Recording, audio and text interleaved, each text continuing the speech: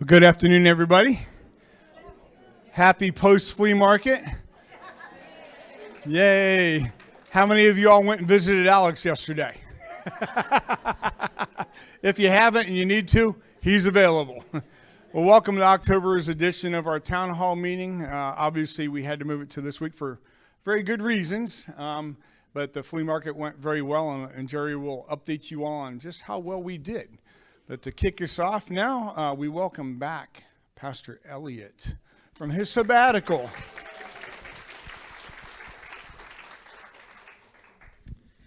Thank you very much. That is very kind of you. Let us pray. Dearest Lord, Heavenly Father, it is striking to us that you have created this place called the Haven, and that you continue to sustain it day by day, considering our ongoing times of faithfulness and unfaithfulness. You are always faithful. We are so blessed here that sometimes we forget it. And we ask that during this meeting that you would not only enlighten our hearts to your word, but that you would also help us see your blessings clearly, so that we might always give you thanks and praise for all that you do, especially for your Son, Jesus Christ, whose life, death, and resurrection has made way for us to have everlasting life with you. How glorious that will be. Thanks be to God, and in Jesus' name we pray. Amen. Well, it is wonderful to be back. I would like to thank you all again for giving me the time to take away, not necessarily from this place, but from ministry in general, so that I might rest a bit and go learn some more and have some time to reflect. And that is some of what I'm going to bring to you today. For today, I think I might be the longest speaker. Oops, you gave the pastor a microphone. That was your first mistake. Okay. Well, we start out where we normally do, because sometimes we have new residents with us, so we like to make sure they understand when the worship services are over at St. Luke's and the Lutheran Haven. These are the standard services on Sunday mornings, the sanctuary 8, 9, 30, 11 generations, which is for the little ones and their families in Founders Hall, and then fuel, of course, is at 11 o'clock in Founders Hall. The Haven worship service is at 9:30. That is in Harbor Hall, which is across the street. It's the blue building. And we also have worship Monday night at 7 p.m. in the chapel over at the church. Because Thanksgiving is the fourth Thursday this month, we will be moving the afternoon divine service to the 20th. And that's at 1:30 p.m. That is a service for those who are not moving all that well these days. They get to sit in their seats. There's no standing, and we bring communion to you in your seats, which, oddly enough, is the way we do it over at the Harbor Hall. So if you're ever finding yourself on Sunday morning wishing you could go to the church and you're just not all that mobile that day, come on over to the Harbor. There's no standing. We bring communion to you and your seats. And we have communion there every Sunday. So if you're away or you're in the hospital and you're coming back, you miss communion at the church, come on over to the Harbor. You can get it there. All right.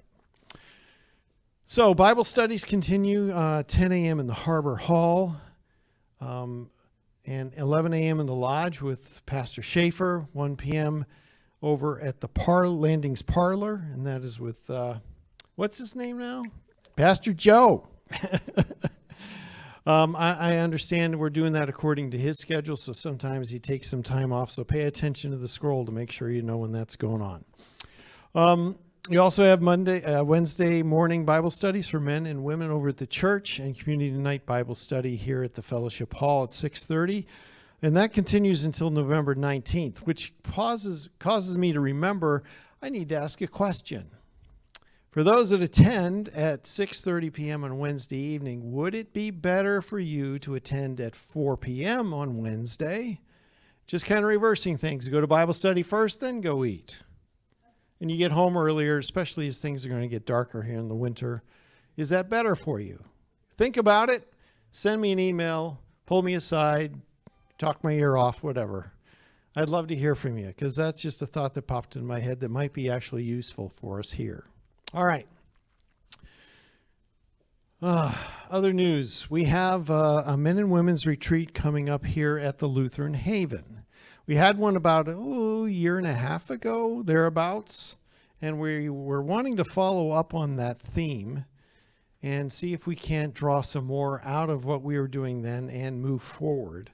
And there'll be more on that as we go forward, but it is scheduled right now for Friday, the 21st of November, over at Harbor Hall. We're going to have it at Harbor Hall. The men are going to be in the pub, and the women will be in Harbor Hall. And if there's so many men that we have to move out of the pub, well, then we'll move. We'll figure it out. But all are invited, and we're going to have some interesting conversations, and we look forward to that. Well, the next subject is a sabbatical report. You guys gave me 6 weeks off. I figured the best or the least I could do would be tell you what I was up to on sabbatical. All right, so here we go.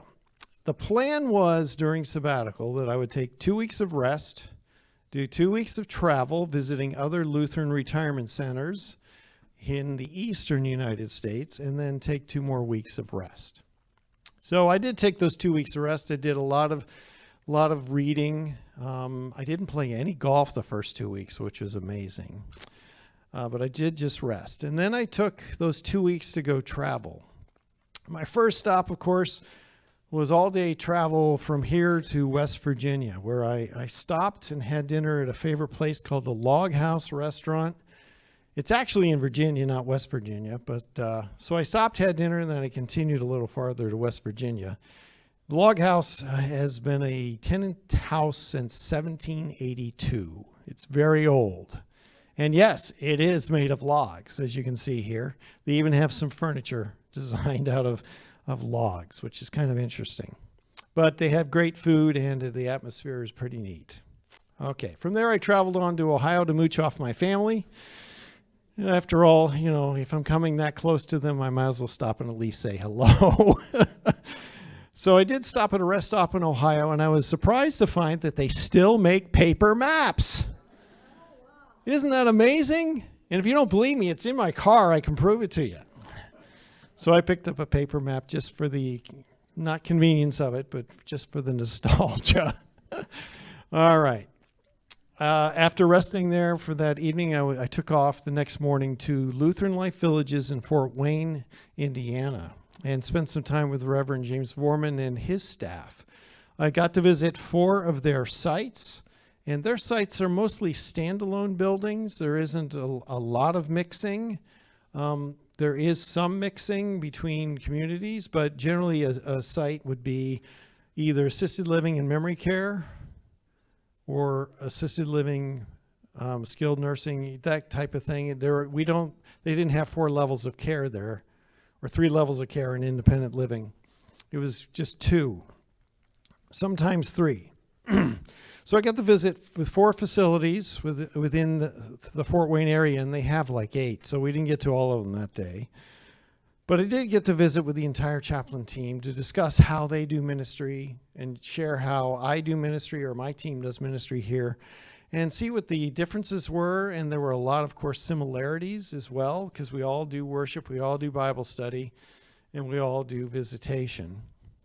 But we had some great conversations, and we actually have a commitment to stay in touch with at least 2 facilities and myself, or this facility. So the idea is to, as we move forward, we're going to continue to compare notes and learn and grow from each other. Now, one of the interesting things I ran into right on the first day was this sanctuary. This sanctuary is actually on the campus and attached to their oldest facility. Isn't that beautiful? There's 20 pews, and you'd walk in and you go, this is a church, right? That is their oldest facility. The next picture is kind of like their newest facility. It's very small. It's a multi-purpose room. There's a small little altar and a little pulpit. And it amazed me right off the bat of how we used to do things and how we do things now.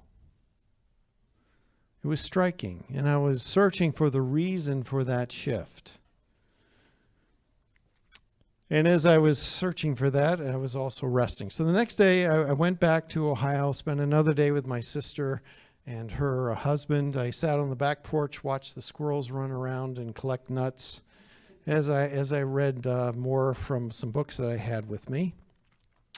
And the following day, I headed to Cabot, Pennsylvania. I took all day to get there. I stopped in Niles, Ohio, and had lunch with my other brother. And I got to Cabot, Pennsylvania, visiting Concordia Life Ministries, Lutheran Ministries there. And they have like 13, 15 facilities within the greater Pittsburgh area. We didn't get to all of those. In fact, we got to 2, but it's another thing. So I got to spend some time with Deaconess Heather Wathall and Reverend Robert Zagora. I knew his name was really familiar to me, and as we got to talking, I figured out, oh, you were in the International Center. That's why I know your name. So he was a wonderful guy, very soft-spoken, very genteel, and I think he's having a blast in ministry. So it was a good move for him. All right, so they put me up in a hotel-style room for 2 nights, and they fed me, which was really sweet. And I got to visit 2 different facilities. Now, their facilities are a lot like ours, except they're more singularly purposed. At the Cabot, Pennsylvania, they have mostly apartment dwelling. And oddly enough, I don't know if you can see it, but this is Haven 2. Their buildings are labeled Haven 1, 2, and 3. So you always know where you're talking about. They do have more services for those who are more or less transitioning to skilled nursing down on the lower levels. And this being Pennsylvania, they have redefined the term assisted living to personal care. Just the way Pennsylvania does it. You go from independent living to personal care living. There's about 100 souls per building, which makes that campus there in Cabot about the same census as we have here at the Lutheran Haven. Pretty neat. All right. One of the other things I noticed on this campus is the fact that they have dedication plaques for every building, which as you enter, it's neat to read and to see and to hear or to remember to praise our Lord for all of his gifts, which was really sweet. This is Psalm 90. Lord, you have been our dwelling place in all generations. What a wonderful thing to remember. Now, their worship spaces, their buildings are a little older. Their worship spaces are a little more formal, yet still multi-purpose, but very nice, lots of stained glass. And if you just flip through these quickly, there's 1, there's 2, in the same building, believe it or not, kind of weird, or 2 different buildings. And then there's this one, which looks more multi-purpose, but this is for a skilled nursing facility, so it makes sense. There's really not a lot of chairs. They roll in on wheelchairs, etc., and they worship. So they also have Bible study there. Deaconess Wathall took me to another facility where I got to sit in on Bible study, which was a neat little thing to hear folks actively engaged in Bible study. She did a wonderful job talking about Matthew, I believe. And then I got to see the worship space in this building, which is the next slide. And that is also a bit more formal, but still being used in a multi-purpose fashion. And I was really pleased to see the baptismal font. You don't think of a baptismal font in such spaces, do you, in retirement communities? And if I ever finish it, I'm going to build one for the Haven here. So we'll see if I can get that done. Also came away with some ideas, because these facilities are generally not for Lutherans only. So what they did was they put Lutheran Hour Ministries Project Connect information rack in their lobbies, so that those of different faiths, traditions, they can come and read and really understand, hopefully understand, who Lutherans are, what we believe, and why we believe, which was kind of a neat thing. It opens up conversations. It begins conversations with the Lutheran pastors and chaplains on site. That was pretty cool. Their artwork seemed to be also very intentional to not only tell the Bible story, but also to tell of our Christian life together. And here this is just bringing some water to one of the little ones, which was pretty sweet. I got to take a break in between facilities at this point. I got to drive to Odenton, Maryland, which is down the Baltimore area. to visit a seminary brother and worship with him and his family over the weekend. We can pray. This is Corey Brooks. We can pray for him. He's having a nodule removed off of his larynx or something here in the near future. And his voice was pretty raspy. So I'm glad that the doctors have figured out what it is, and he's going to move forward with healing. We got to take in downtown Annapolis. You know, being a Navy guy, it's the first time I've been to Annapolis, which was kind of cool. Took some pictures, got to see the gymnasium at the academy, etc. And we got to take in a lot of shops. And I refrained from buying anything Navy. It was amazing. I figured I didn't need to overdo it. At any rate. So the next day I drove to Topton, Pennsylvania to visit the Ever True facility there in Topton. And you notice it says the Lutheran home. This facility actually started much like Lutheran Haven. They had the old folks home and they had the orphanage together. They had those things both on site. The orphanage came with the advancement of a school for the orphans. And eventually, of course, when the state took that over, all those facilities still remain, but they're being used for different things. A lot of the rooms for the orphans are actually being used for folks who are very poor and need a place to live. So they have all those rooms used by folks who have financial need, which is kind of a neat way to use your facilities. I got to visit with the Reverend Nelson Quiones. He has been an ELCA pastor for probably 30 years, thereabouts.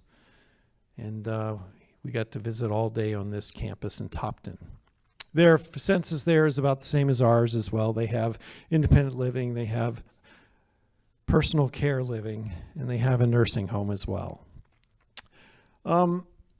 They also have their, on-site rehab facilities as well, which is pretty cool to see. And if we keep moving here, their worship within those buildings where we are doing personal care living or skilled nursing look mostly like you would expect. They're multi-purpose. They have a little raised platform here with a small altar. No stained glass, as you might notice. But then they have these rooms. Both facilities at Evertrue have these rooms, which is kind of interesting. It's a meditation room. It's meant for the workers. If they need a break, they can step into the meditation room and take a break for a few moments. Now, this worship space, the interesting thing about Topton is they have a congregation on site. A congregation that was established, I can't exactly remember why, but it's been there for a couple decades. And this is the old gymnasium of the school. So they have set up in there permanently, and they have some stained glass. You can't really see it, but there is stained glass all around the gymnasium. And it's a nice worship space with chairs, and they worship there every week. Well, from there I drove to Allentown, Pennsylvania to visit the Evertrue facility there, and their campus is, again, about the same census as we have here. They have independent living. They have independent living in apartments. They have personal care apartments, and they have skilled nursing facilities there. This facility has just been redesigned in the past couple years, and the independent living apartment building is designed so that you don't ever have to leave the building for anything. So they have a lot packed into it. I get to visit with Reverend Fady Luce, who is a Presbyterian, born and raised in Egypt, and has come to the United States, and he is now working as a chaplain at this facility. First, the other picture was reception. This is just a little reading space off of the main reception area. It's very nice, very updated, very modern. This is their worship space, which is very multi-purpose. It's rather large because they have a good deal of folks in this apartment living facility that actually don't go anywhere, so they worship here on Sunday morning. So they can worship, I don't know, it looks like 80 or so. And of course, they're using it for choir practice when I took that picture. So they have a good choir good, healthy choir. Their dining facilities there, very nice, very nice. Ours isn't quite as nice as theirs, but ours is much lighter. We let the light in. They don't let the light in. But, you know, if you're going out for fine dining, I think that's the experience they wanted to give. And, of course, attached to that is the bar. Yes, they have a pub sort of feel to it as well, which is kind of sweet. But and then, of course, they also have a meditation room for their employees, which I think the next slide is what that looks like. So the employees, if they get extra stressed, they get to sit down, plop, pray, whatever they need to do in order to gather themselves. Now, the next slide is kind of interesting, and I don't know if the administration here is up for it. But they have one space where all the residents can come in. They can do their postal mailing, their copying, all those things. They can put in their maintenance work requests. They can put in their housekeeping work requests, their transportation requests, resident town hall comments and questions. In other words, before we have the meeting, put in your questions. All right. And then, of course, prayer requests, which was pretty sweet to see. Actually, prayer request box is something I wanted to do a long time ago. It just kind of fell off the radar. Now it's back on my radar, so I'll get to that. All right. All in all, I spent about 12 days on the road or so, put on 3,200 miles, and sat on my my keister for 57 hours and 43 minutes, in case you're curious. But I got 28 miles per gallon in my car, which was pretty good. All right. So the big ideas that came away was for worship itself. Worship here needs to never decrease, and then yet increase in small incremental ways. And one of the ways I'd like to do this is by making sure that we are bringing a worship service of about 30 minutes in length to the lodge going forward. We have been showing them the 9:30 service online on the TV since its inception. And it needs to be a live thing where they have a pastor in front of them doing confession and absolution, bringing them the Word of God. A small, short sermon. It can be a really condensed thing from what happened Sunday before, so the pastors don't have to do a lot of extra prep. But to bring the Word of God to them and some fellowship at the same time. So we're making strides at St. Luke's to make sure that happens by putting together bulletins for them so they can follow along. And, well, we hope to introduce that here at the beginning of the church year in Advent. But the team right now is a little stressed. I don't know if you've heard, but Nikki Peters has put in her resignation. So the worship team is kind of finagling things, trying to make sure things work. So we'll get that together. Just give us a little bit of time. Also, the thought is, could we not do the same thing in the landings as well for those who aren't getting out at all? Sure, why not? But that requires probably bringing over the bulletin from the harbor, which we can certainly do.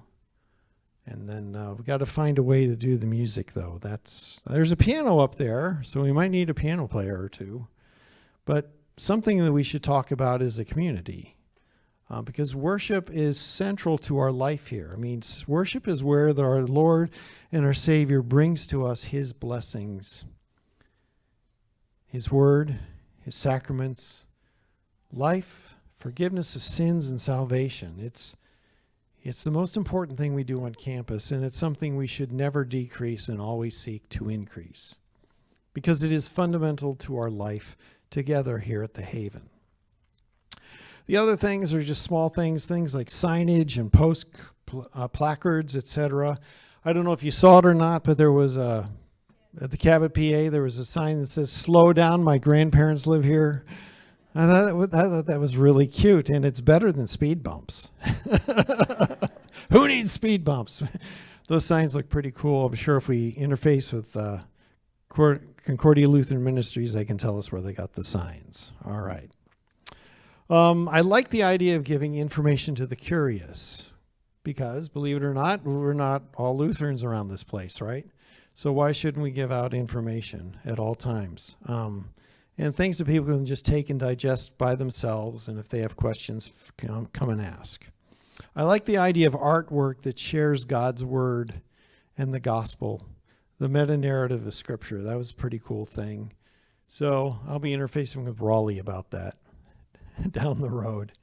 And he'll tell me we have no budget, which means we're going to have to get creative. So that's okay.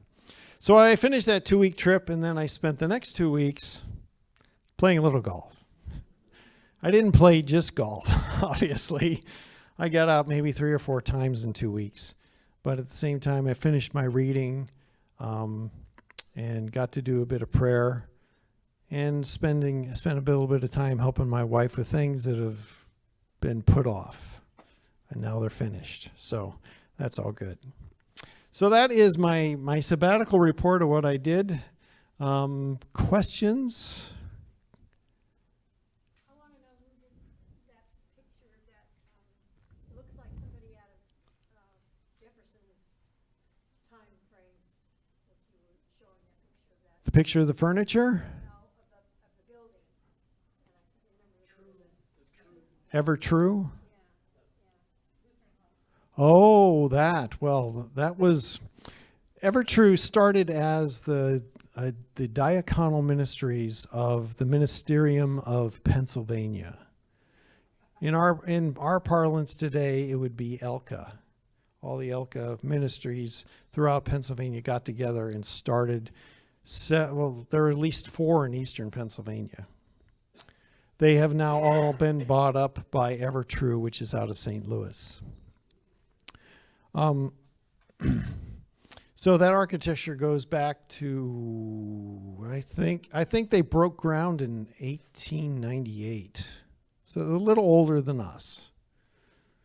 But the Lutheran home, the Lutheran home is still there, bright and proud, just the Lutheran home. Pretty cool. Any other questions? Yes. I did not get any fresh. Is it Utz or Oots?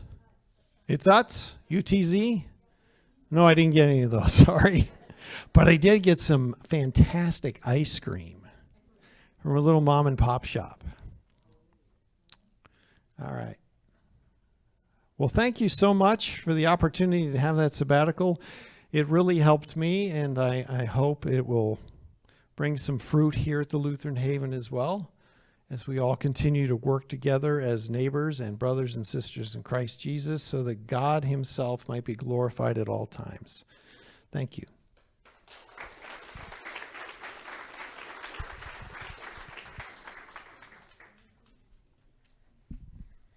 I didn't go to PA, but I should have. It's home. Okay, so the calendar. Obviously, we've had a lot of events go on between Active Aging Week and things. So if anything changes with your groups, please tell me by the 20th. That's kind of when the calendar goes out. This way, on the 1st, this is wrong or this is wrong, and it's already in your mailbox. So if you can get that to me by the 20th, that'd be great. And if you're booking anything at Fellowship Hall, we had a small hiccup yesterday with piano tuning and windows being put in at the same time. So it didn't really work out too well. We navigate it, but we could have avoided that if you just let me know. And then we had some past events since the last town hall. So we had our arts and crafts, the long service awards for our employees, which was a huge success. Birthday lunches, coffee with Lynn, which a lot of you had made suggestions for trips. Once that big bus comes, I promise we will go somewhere. Tomorrow, 9:30, I am serving coffee and some treats. The Sloka Lutheran Church Latvian Choir, sorry, don't say that too fast, will be here singing for us, about 20. They played over at St. Luke's this past weekend, but they will be here to sing for us at the Haven, so please come out. I leave for Charleston on Monday with most of you. So I will not be here, obviously. So if you need anything, Raleigh, Linda Kirk's around. I don't want to point her out, but I know she'll be around. So if you need anything, if it's for the future, slip a note under my door. I'll get it Friday when I come back. Birthday lunch is November 14th at 11:30 at Frogger's. There's still room for drivers on the bus, anything like that. Just be cautious because of the holidays. Some of our regular events that are the third Wednesday or things change just because of the holidays. And then brings up, we have bingo tomorrow as well. So come on out. And then I had to change it because of the holiday. Most people aren't going to be here Wednesday before Thanksgiving. So it will be Monday that week at 1:30.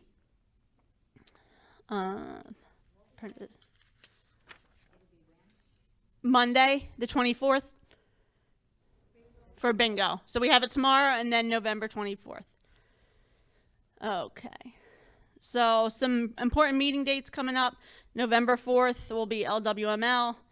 November 7th, we have a estate planning workshop. It is RSVP. There is paperwork outside the office and on the scroll if you'd like to sign up. November 11th will be Notes and Nibbles. November 12th, we have a Thrive-In presentation, which I think Mary Ann's going to be talking about soon.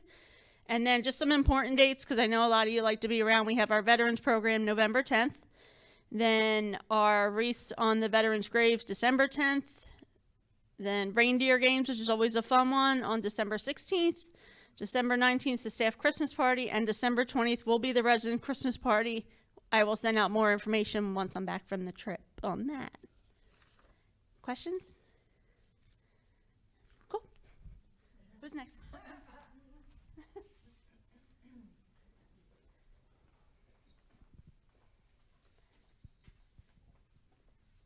You're welcome.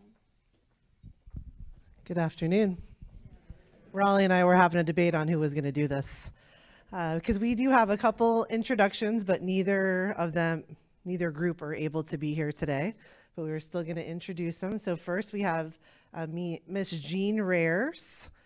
She moved in over on Inner Circle, all the way from Ellenton, Florida, and she is actually a pastor's widow. So we're happy to have her on campus with us. And then we have Larry and Nancy Hofschneider. They are all the way from Apopka, Florida. And if I remember correctly, it's probably fresh in Jerry's mind, they are both retired Lutheran teachers. I think he might have been a principal as well. Okay. And they're back in Section 4 on Goldfinch, so we're very excited to have them. And she's actually doing something over at the school that she does on Tuesdays, so that's why they weren't able to be here today. So that's it for me. Anybody have any questions for me? Oh, yeah, she does that too. Yeah, so I think she's doing something with piano with the school on Tuesdays. So they're very connected over at St. Luke's. Anybody else want to ask me anything else while I'm here? Inquiring minds? Okay, all right. Next up, Mary Ann.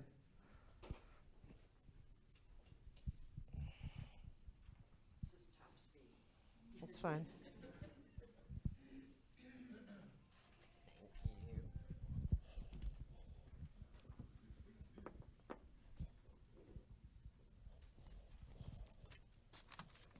Good afternoon.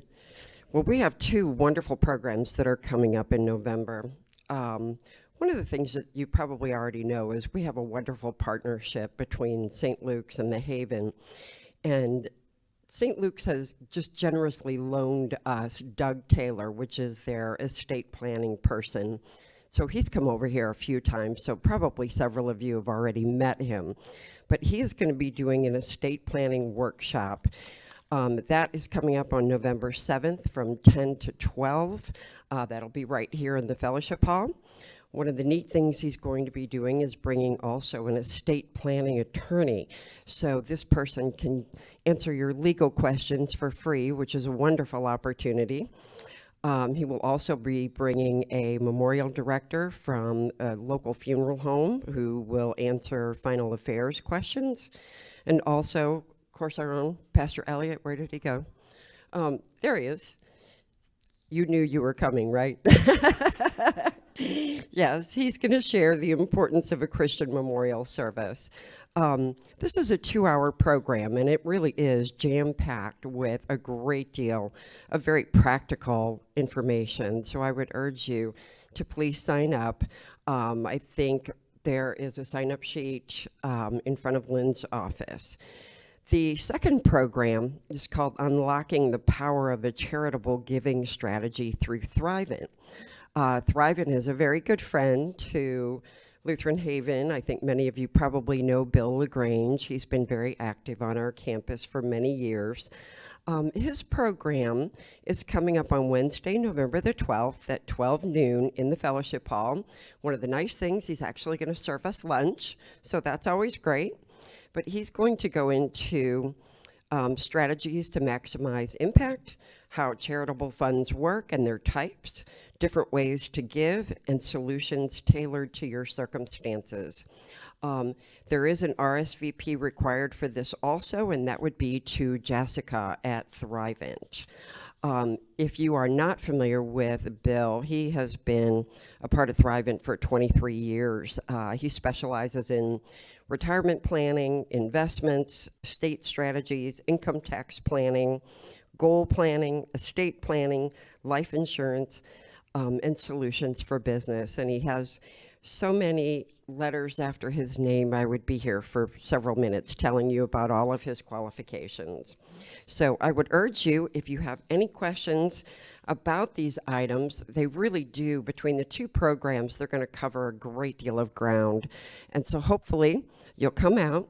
The Thrivent presentation has a sign-up sheet in the back. It's actually right behind Norm. So before you go, if you're interested, please sign up. So thank you so much. And I'm thinking, Raleigh, you are next.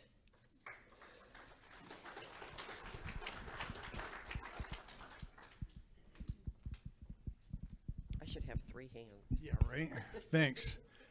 All right. Well, just a couple things to go over with you today. Keep them somewhat brief. Is this going to work or not? Of course, the battery went dead. Nope. Oh, Jeffrey. Oh, come on.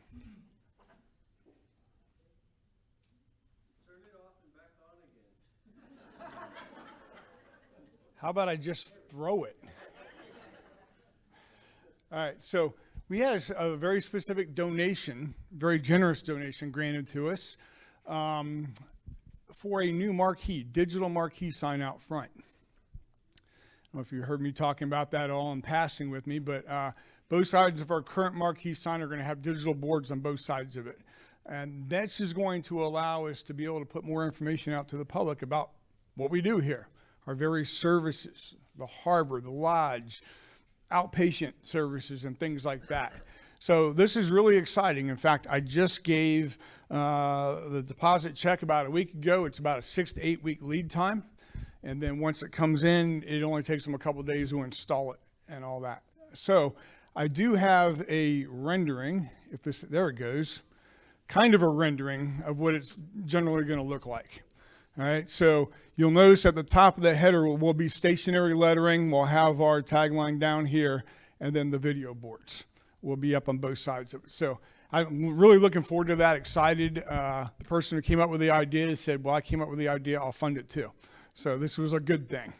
Really appreciative of that. So that'll be coming, hopefully, who knows, Michael Ray and I were talking about that, the way things work these days, maybe by the first of the year. Yeah. Fair enough. I've learned that lesson. I'm not giving you that anymore. All right, just quick updates. The rails have finally been installed in the mailbox structures on Fountain and Chipmunk. We have some grab bars up there at resident suggestions as well to help them get up and down the steps. Windows have been installed on our doors on both ends. I'm going to preempt this right now. I already know the complaint that's coming. There's too much light coming in now. When we show movies, we'll figure that piece out. But the bigger thing was safety. How many of you all have had near misses going in and out of those doors? Now you can see. They just got installed yesterday. I apologize for the hiccups that happened with the piano tuning and everything else. Didn't know exactly when they were coming out. They showed up. and we had to grab them when we got them because we've been waiting for a while on them. So, yeah. And then new automatic door opener I've been talking about. It's finally in the works. And that's, if you don't know what I'm talking about, the lodge back door that goes into the courtyard area. It's a heavy door. People like to go in and out. Caregivers taking in, family members in and out of that back door, especially if they're pushing a wheelchair.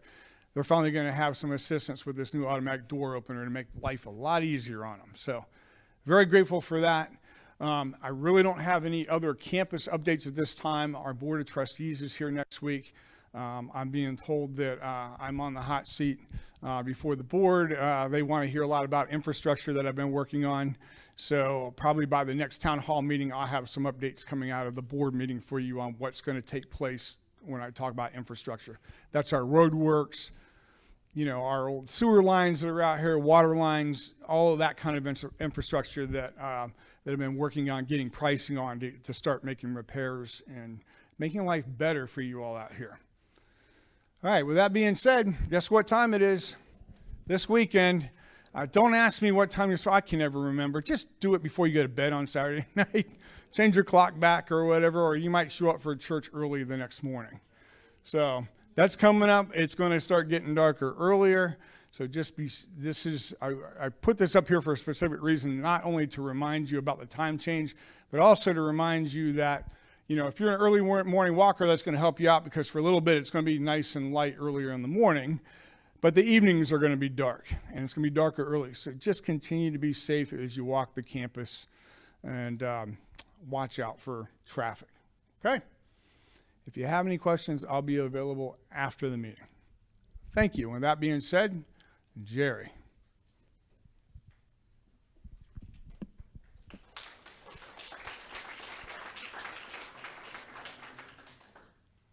I'll leave you the clicker too.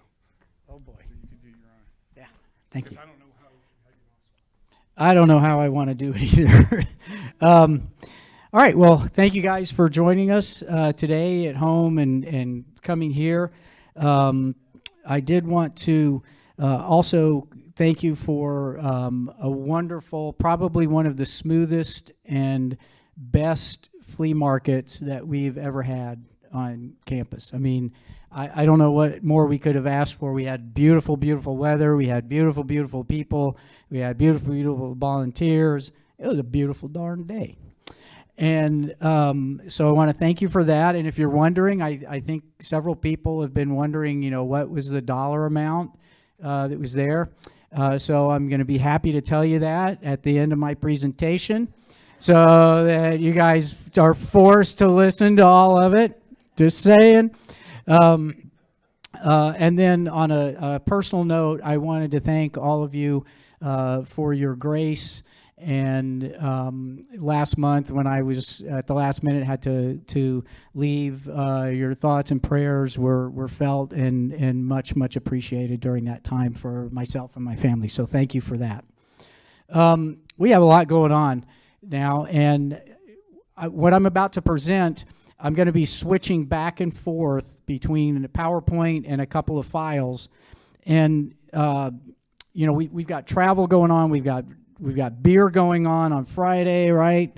And we've got a Board of Trustees meeting starting on Monday. So we've been all running around. So what I'm going to try and do today is in September's meeting, I believe we covered several of the things that came out of the August meeting. I think they talked about the health concierge and how that works and some things like that. So most of what I'm going to talk about today is the things that came out of the August meeting that were kind of my areas that I was planning to talk about in September, but did not get a chance to do that. So with that being said, I'm going to put this down for a second and switch PowerPoints, maybe not put it down.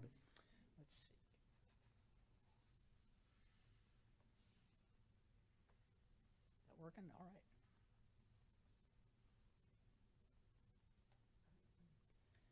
Okay, well, the first transition went okay. So what we're going to talk about today is the 2026 operating budget. That was a question that you guys had. You wanted to see what that was. the 2026 or 2026 competitive analysis, which is what we do when we look at our rates and compare our rates.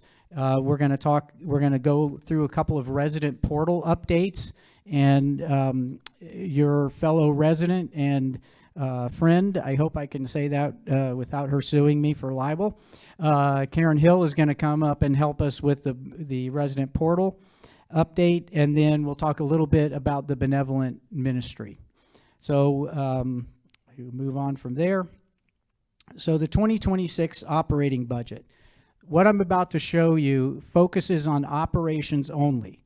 So it does not include accounting entries, which are your depreciations and amortizations and all these kind of just basically accounting entries. I call them fluff entries. Doesn't include investment income. And it does not include contributions.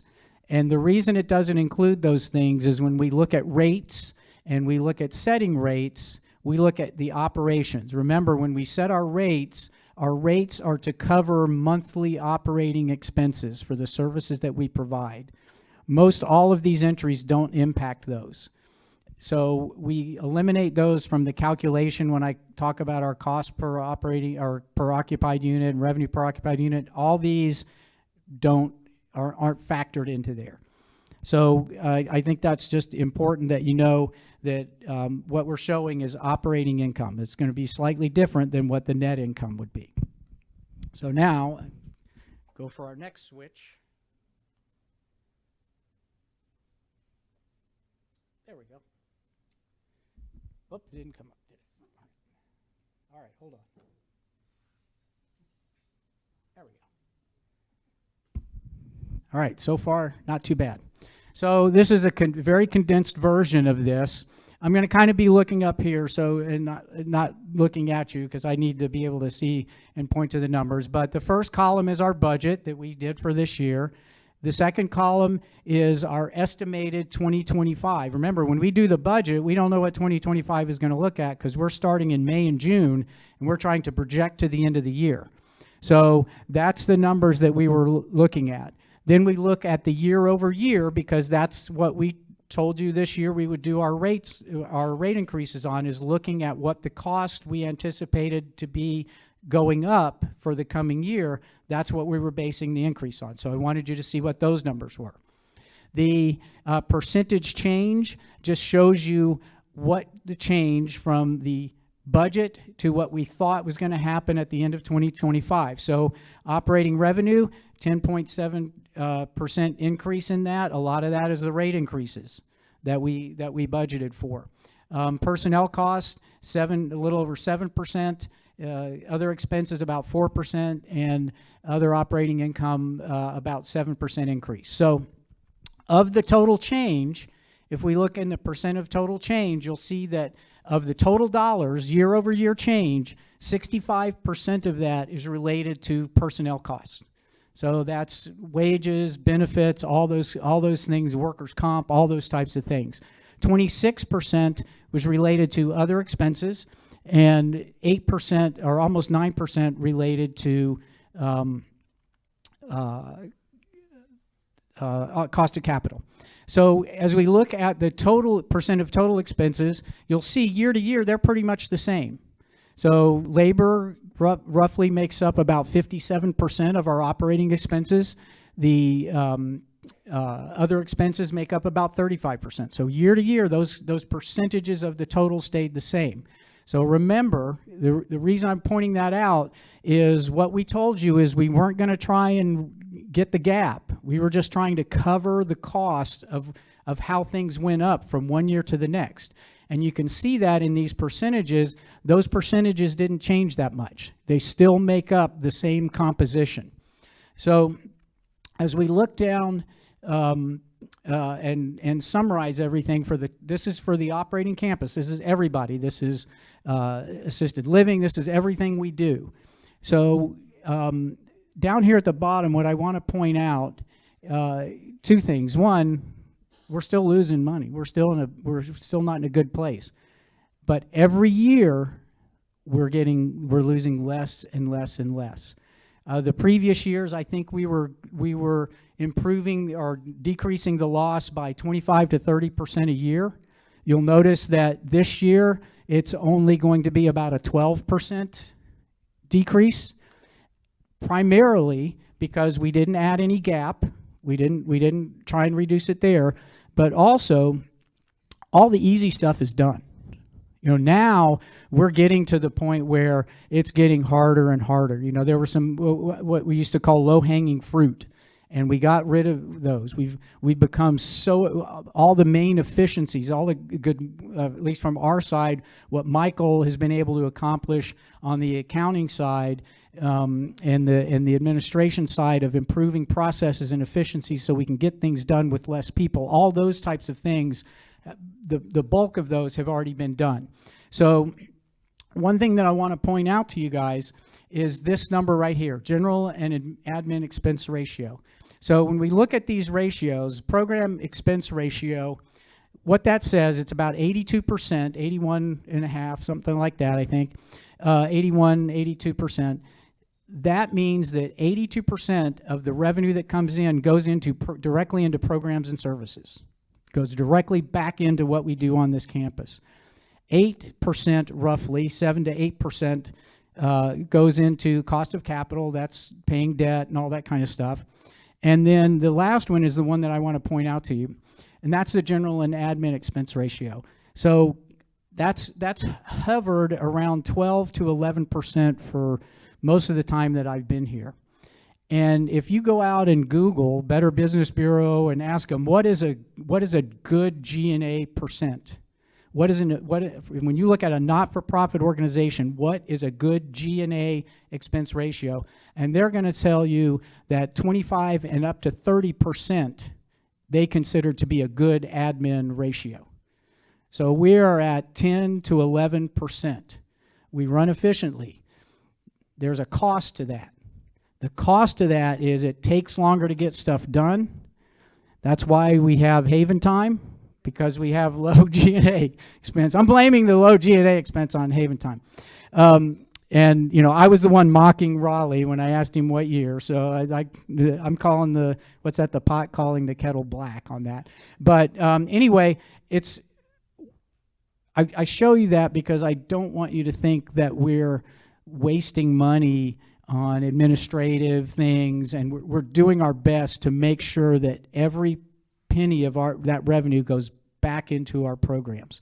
So I just kind of wanted to show you that.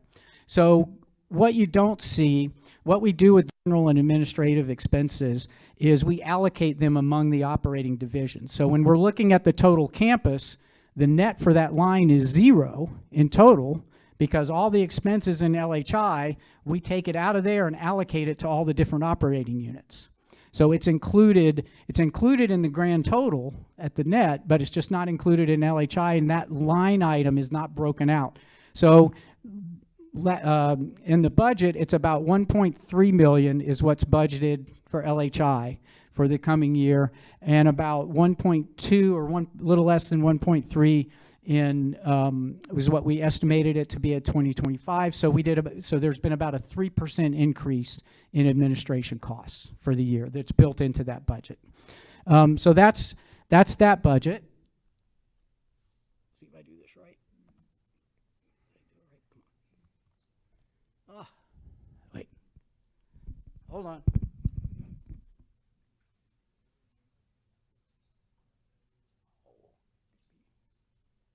Now it's going to mess with me. I want to show you your independent budget.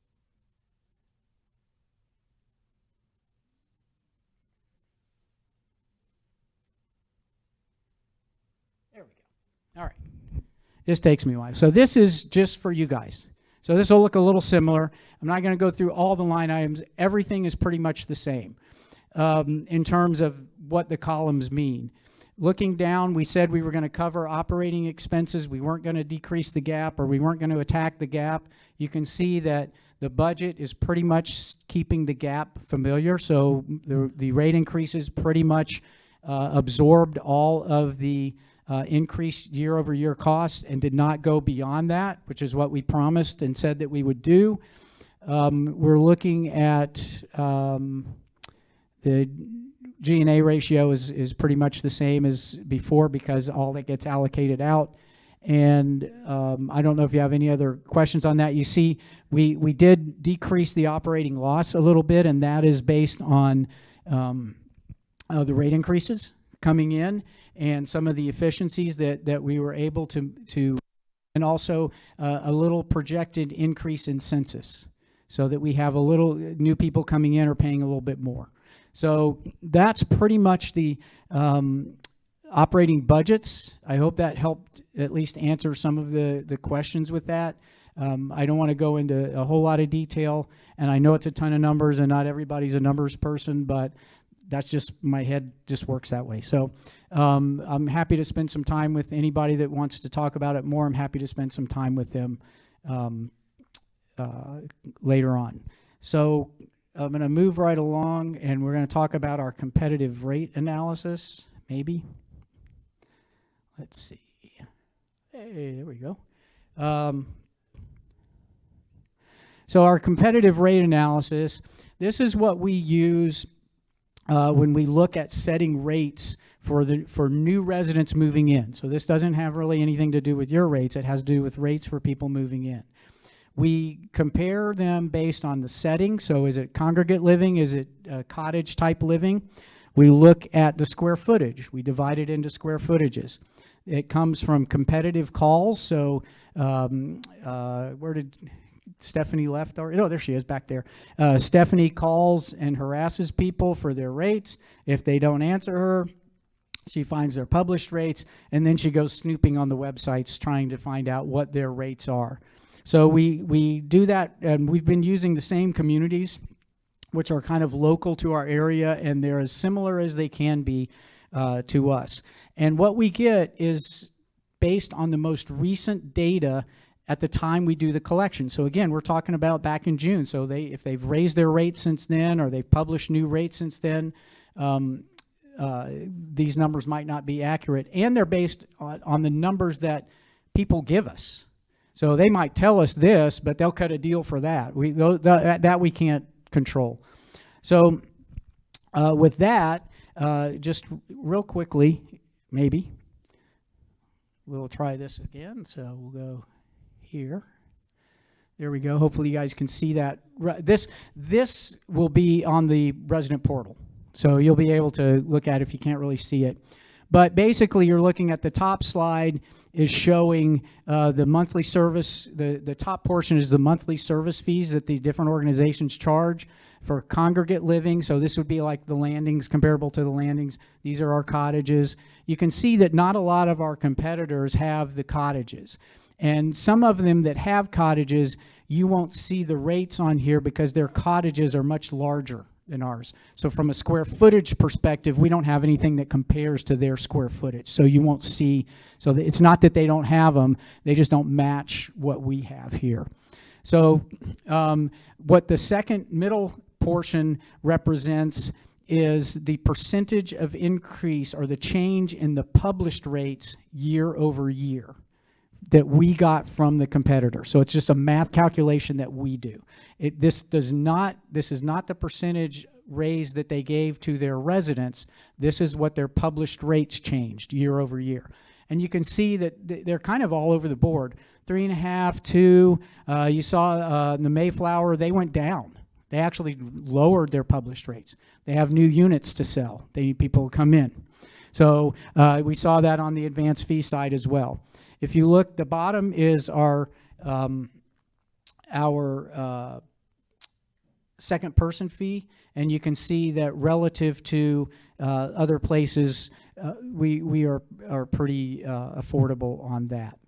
The next page I'm going to show you just real quick, and is these are the percentages. So if you have Lutheran Haven versus JKV, which is John Knox Village, for our landings units that are around this range, we're about 2% higher on a monthly fee. If you look at our larger units, we're about 12% less than they are. We're 39% less than Village on the Green. you can see our published rates are much less. Now, Village on the Green just added a whole bunch. How many bazillion dollars did they spend, Michael? Yeah. Yeah, so they put a whole bunch of money into brand new units, so they got to charge a lot for their units. And you see on that advance fee went up because their debt went up, and they're using that. Mayflower, we're always way under there. Baldwin Park, Westminster Baldwin Park, and then Legacy Point. You can see that within Legacy Point in those categories, we're about 20% or a little bit more. So when we talk about we have to raise our rates and we talk about affordability, we're still the most affordable, and I'll tell you, we are the best value in this area. There's hands down. I mean, so we look at all that when we set the rates, and part of our mission is to be affordable. And even though costs keep going up relative to the cost to do things, we're still an affordable option for people and for our fellow Lutherans. So this page is not included up on the website, but this page is. All right, so now we come to the next portion. I'm moving as fast as my little feet will carry me. Maybe. Nope, don't want to save you. Here.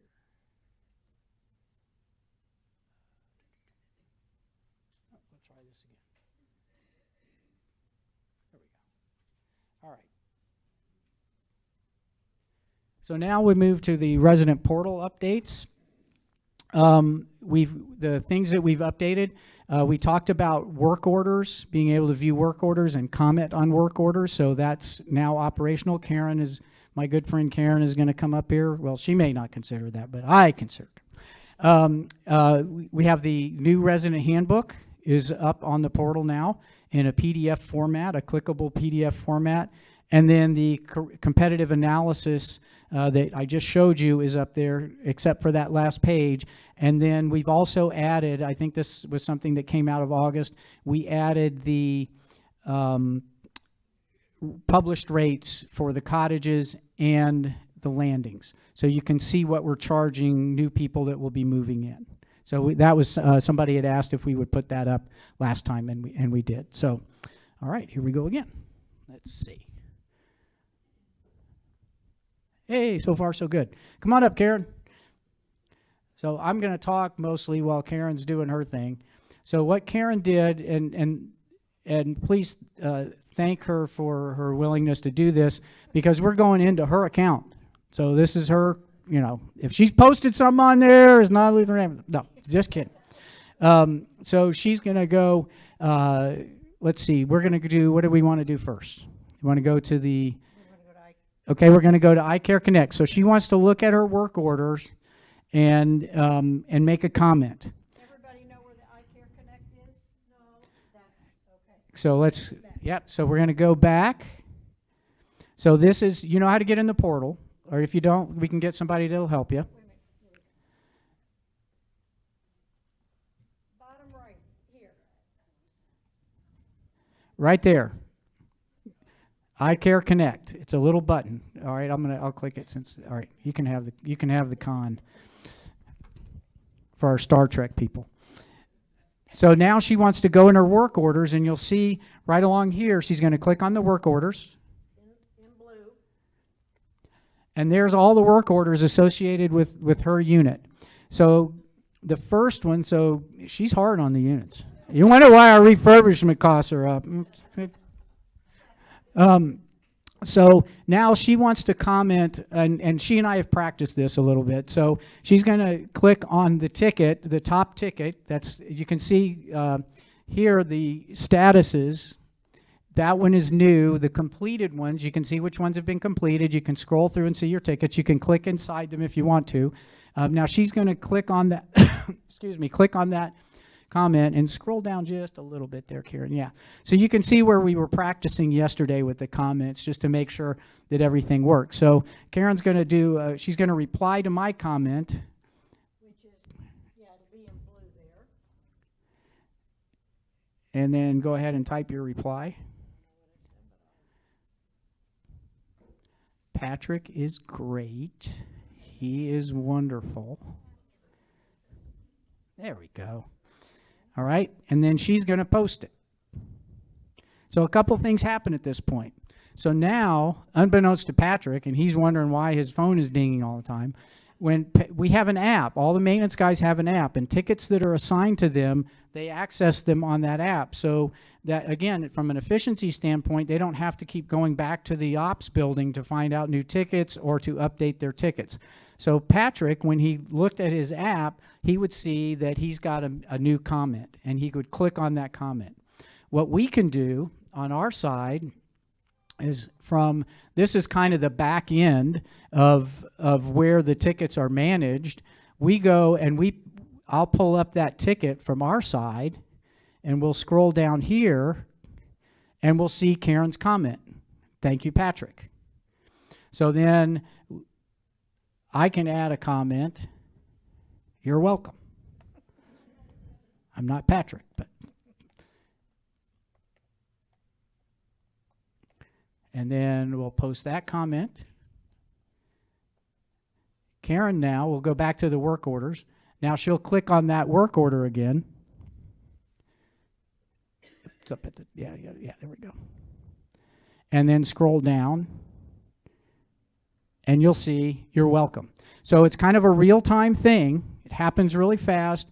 That will allow hopefully some better communication and tickets that will go in. The next feature that we're going to do is to try to have it send you an email when a comment is added to your ticket, so that you don't have to keep going in and checking. You'll just get an email or a text that says, hey, you've got a new message regarding ticket X.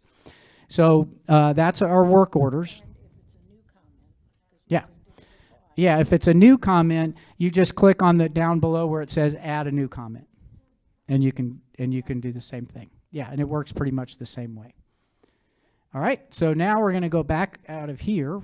So go up a little higher to the back button. You can click done, or you can just go up to the top. Scroll up. There we go. Click on back.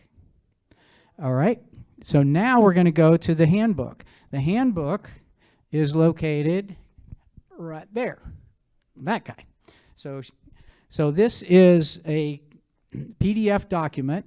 And if you scroll down to the table of contents, and so if you click, say she wants to know, what do you want to know about? Landscaping. So she's going to click on landscaping. It's going to take her to the landscaping section of the handbook. At the top of each page, you'll see a back to TOC, back to table of contents. So when you're done with that page, it takes you back to the table of contents. So hopefully this will make it a little bit easier for you to navigate through the handbook and be able to find what you're looking for a little bit sooner than before. And then, so we'll go, yeah, you can just leave it open and go back to there, yeah. And then the last thing, I believe they are up here, yes. If you look under rate information in the very far right column, you're going to see the competitive rate analysis that I just showed you, and you'll see the cottage 2025-2026 rates and the landings 25-26 rates. You just click on those, document will open up, you'll see the prices for the different items. So that is that. So thank you, Karen, very much. And then I'm just going to wrap this up real quick. So he says. You just did. No. No, we'll have a little bit more on that, and you can always replay this from YouTube. But yeah, we'll do something. We'll get something going on that. Yes. Yes.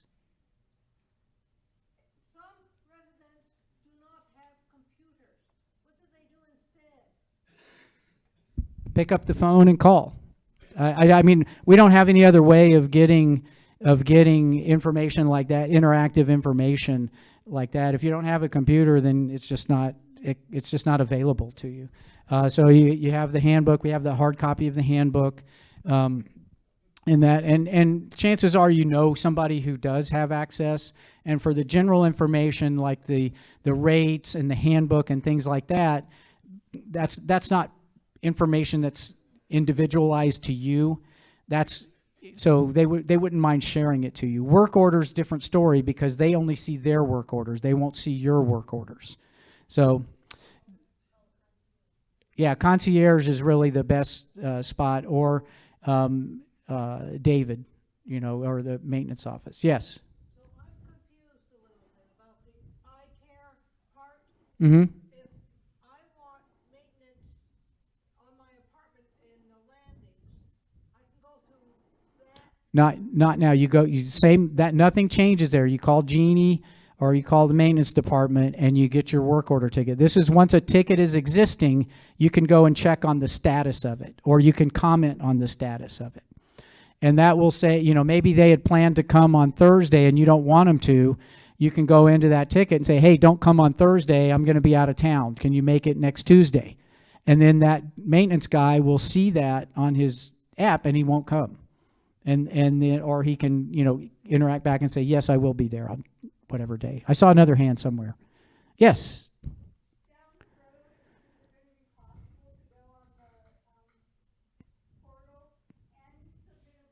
Yes.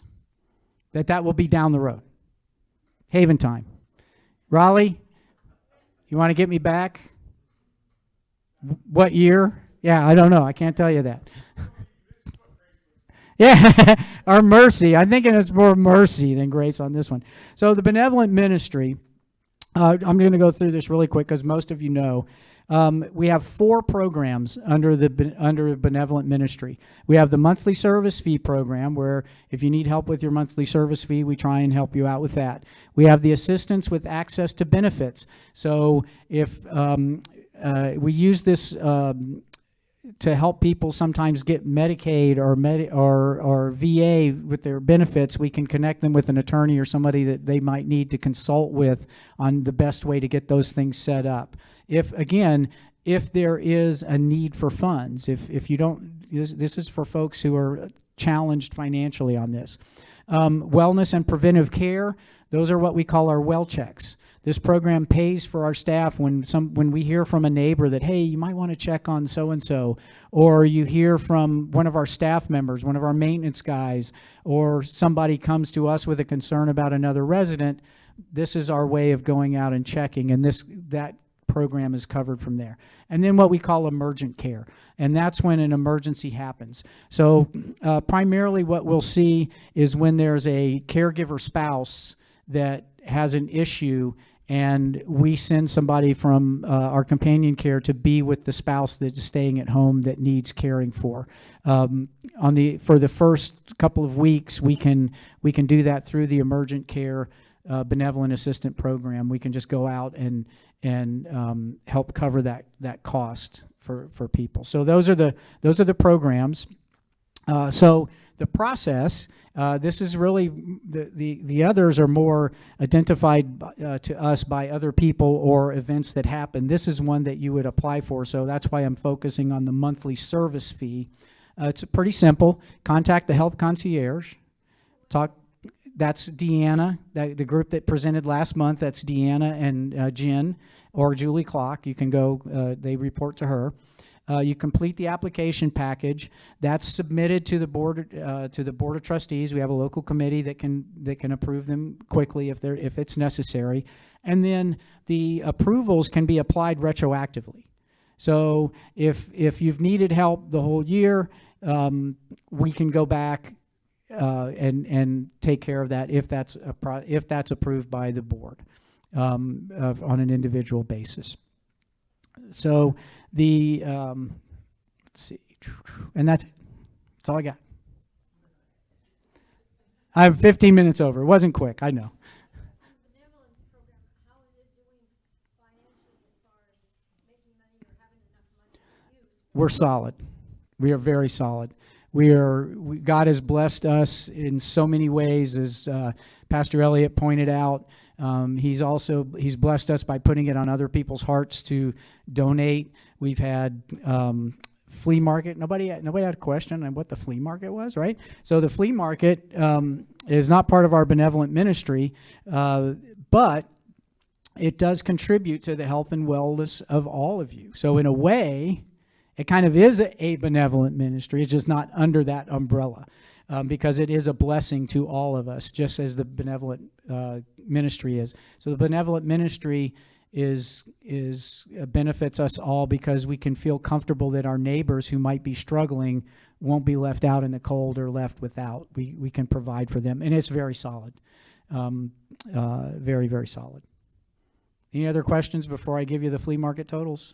Yes, sir. You mentioned that the staff have apps.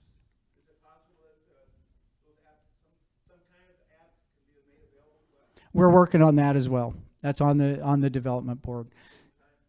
Pardon? It's Haven time, but I also want to say it is, especially when it comes to the eye care system and the work order system and these things. We years ago, when we went with and I think it's important that you guys know this, because again, this is part of the way we try and keep costs down.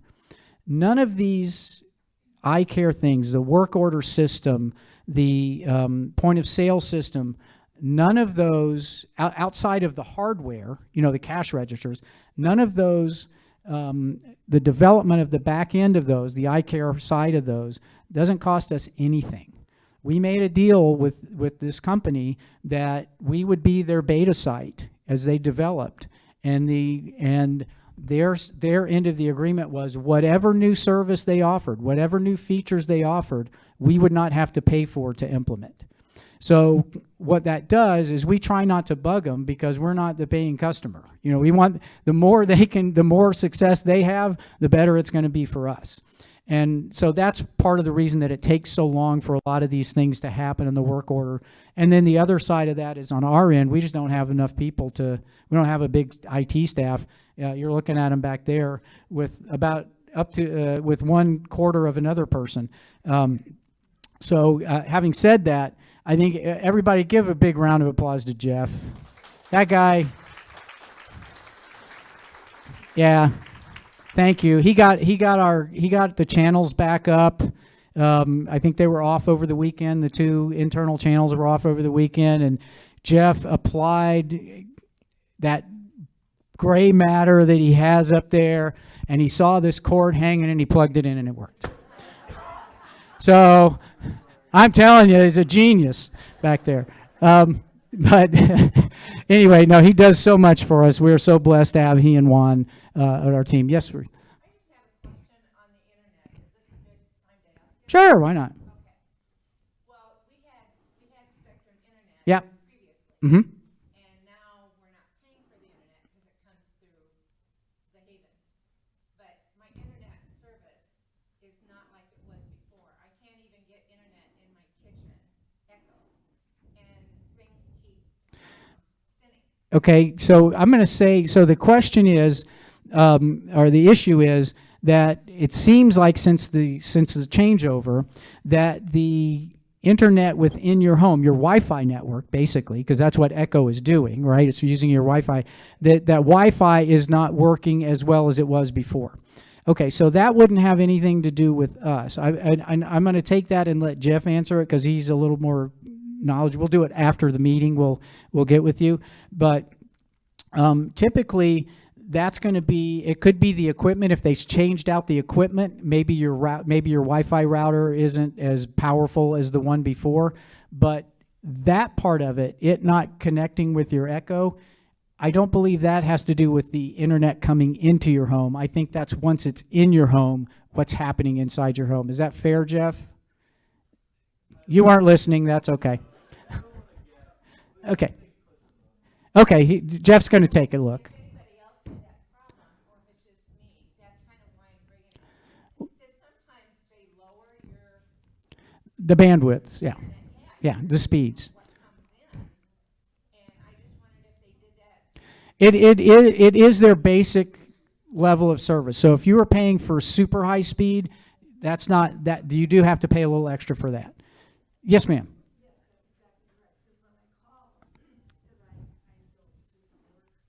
Sure.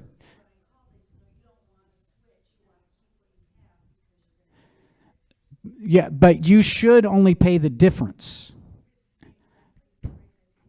Okay, well, we'll talk about that, because you should only be paying the difference between what the basic and what it costs to get the high speed. You should only be paying that difference. We'll take care of that. Any other questions?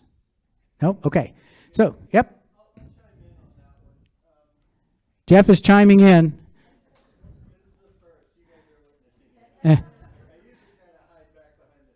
Here, wait. I'm going to give him the microphone. Yeah. Yeah. Don't put the camera on you. Is this the end you talk in? Yeah. Okay. The deal with the cable company is for 600 megabit of cable modem service. That's actually quite a bit. The upper end of home Wi-Fi or home internet service these days runs about a gig or so. That's a gigabit of data. 600 megabits is about 60% of that. And the truth is that if the 600 megabits is a quality internet connection, it's 10 times more than you need. A lot of times they're trying to say, oh, you can go faster with a gigabit service, but most of the time you really only need about 6 megabit, 10 megabit, 20 megabit at the most. It's more the quality of the bandwidth than the quantity. A lot of times you think you're going to get a better connection because the quantity is higher, but it really actually comes down to quality. Anyway, 600 megabit should be fast enough for everything. In fact, actually, let me explain it like this. One more thing I'd like to say. We have a very high quality fiber connection that the entire property uses. And the speed of that connection is actually only 250 megabit. So it's less than half what the cable company is providing to your cottages. But it works. It keeps all of our employees, all of the streaming in the ALF, and many other places around the property. Our entire phone system runs off of it. Has no problems at all, because that 250 megabit of bandwidth that we get from AT&T is just pristine. And anyways, there is one other thing I'd like to say. Really? We've got plenty more hard drive space. And that is that there is other equipment available from the cable company. And in some cases, they may need to trade out the equipment for that 600 megabit to really run optimally. So we might need to take a look at that as well. That's all I got. All right. That was a 600 megabit answer, wasn't it? Woo! Okay. Let's see. We ready? No more. All right. Here we go. All right. So, flea market on its own, flea market total, $32,234.62 Woo! All right. Now, if you include the village shop, because that number does not include what the village shop did, because it's the same day, but they kind of go different directions, right? The total, including the village shop. Now, I'm hoping that we find $72 more, because the total with the village shop money is $34,928. I'm pretty sure that's a record.